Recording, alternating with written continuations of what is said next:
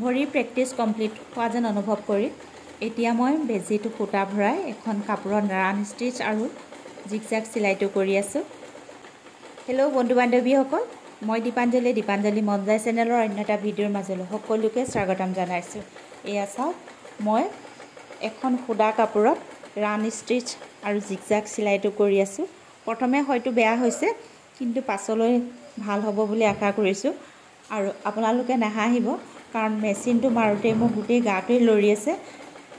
এয়া হৈ যায় চাগে, নহয় জানো? যিসকল নতুন শিকাৰু তেওঁলোকৰ চাগে এনেকুৱাই হয় নহয় নাজানো, মোৰ কিন্তু হৈছে। আৰু আপোনালোকে আশীৰ্বাদ কৰিব যাতে মই মেচিনৰ সম্পূৰ্ণ কামখিনি সোনকালে আয়ত্ব কৰিব পাৰোঁ।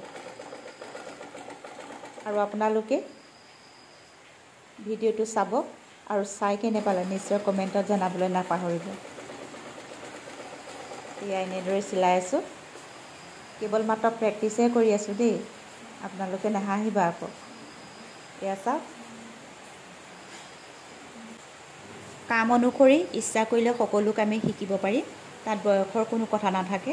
বিশেষকৈ আমি মহিলাসকলে এই মেচিনটো যদি সুচাৰুৰূপে সকলোখিনি কাম আয়ত্ব কৰি ল'ব পাৰোঁ, তেতিয়া ইয়াক আমি জীৱিকা নিৰ্বাহৰ এটা পথ হিচাপে অৱলম্বন কৰিব পাৰি।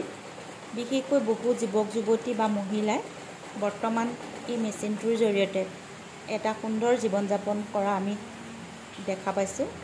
আৰু সেয়েহে আমি এই মেচিনৰ কামখিনি যদি কৰিব পাৰোঁ, আমাৰ সৰু সুৰা কামখিনি ঘৰতে কৰিব পাৰোঁ। আপোনালোকে নাভাবিব যে এইজনীয়েনো কি কৈ আছে। আচলতে মোৰ ইউটিউব পৰিয়ালৰ মৰমৰ সদস্যসকলৰ আগতহে মোৰ অনুভৱখিনি ব্যক্ত কৰিছোঁ। এতিয়ালৈকে যদি মোৰ এই ভিডিঅ'টো ভাল পাইছে বন্ধু বান্ধৱীসকল, নিশ্চয়কৈ লাইক এটা দিব